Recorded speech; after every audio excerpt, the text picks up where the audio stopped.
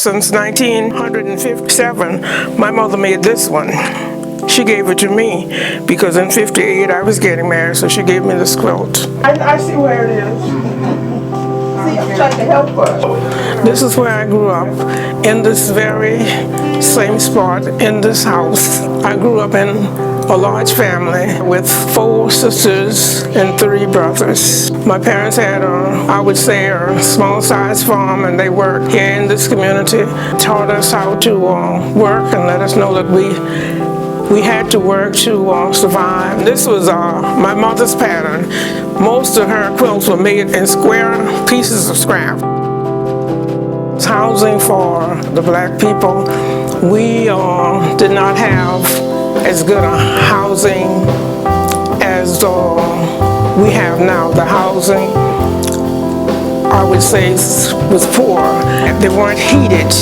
So the mothers made quilts, and they use them as covering for the beds or covering for the sofa or anywhere where you sit down, anywhere that you need something to help keep you warm. This is something she did since I was living here. See, I'm the second oldest child was in the house, so I was gone. But this is something she made since I was here. I was born in New York, moved here when I was 5, stayed for a year, and then I moved back to Connecticut. And I think we moved back finally when I was 7 or 8, me and my mother. And we came here to my grandmother. I have been quilting now for 20 plus years. It was passed down. My grandmother, she's a quilter, so I stayed up under her to see what she was doing. I want to learn how to do that. And she sat there, she showed me how to thread a needle.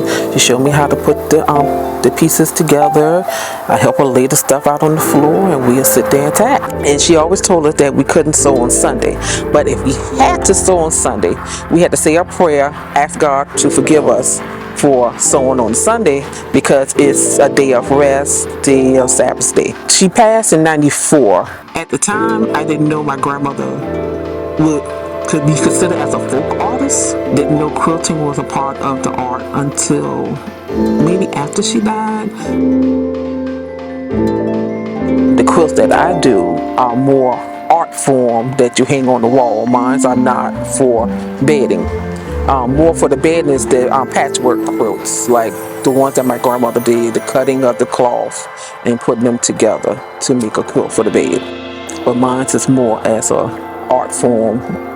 Well, all of them was art form, but mine's more of wall hanging. This is my mother, and she's doing some sewing on her hand, and she used to sew on her hand and the machine. At the time when I was learning from just observing her with her work, I did not know that it would soon go out or things would change. From watching Latoya's work, I see that it's much different from what my mother was doing and what I was calling quilting, because I learned to do it from her.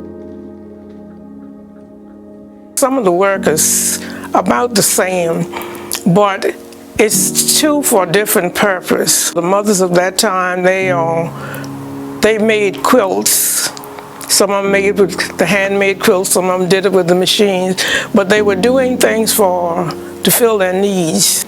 But the young parents of today, they don't need the same thing that those parents needed during that time, because technology has moved out so many things. So many things are different. Like I said, the house is heated so well.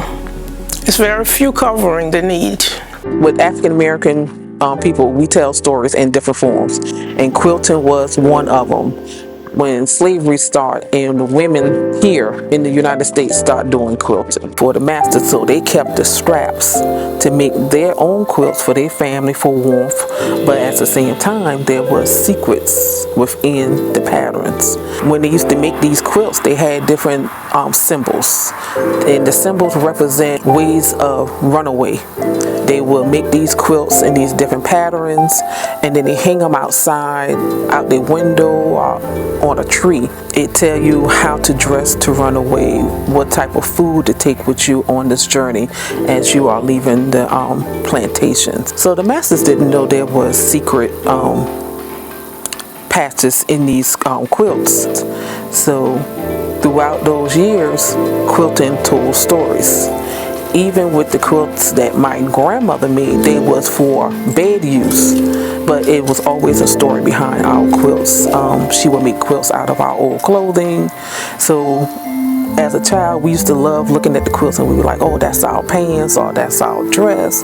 This is something I took pictures in, my school day pictures. So all her quilts had a story behind it. You can feel so much love and care in something like this.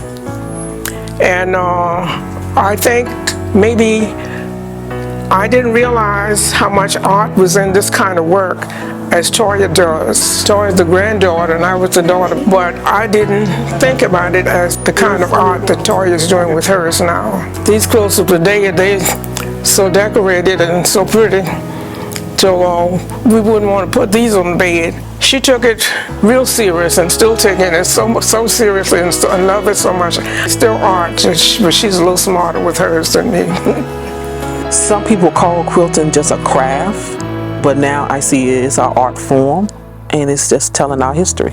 The younger generations are not quilting like in the past. Now it's a dying art. So quilting is a part of our history, and I just feel like with that tradition, we need to move it from generation to generation. Don't let our tradition die because our ancestors not here anymore. We want to continue and have that spirit of our ancestors in our everyday life. I enjoy doing it, but my hands is not going to do as much as I have done. When I sit down and push that needle,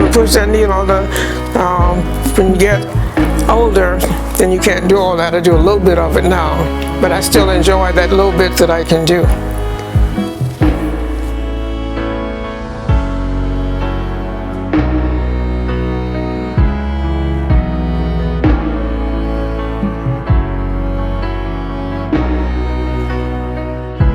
When the weather is good and she just feel like getting some fresh air, and if the pieces is not too big, she'll start making them out here and putting it together. But that's the only picture that we have of her quilting. As these years pass and go on our way, and I tell all my children that this is my quilt that my mother gave me. And I told him, I said, my oldest child, I said, this quilt is older than you.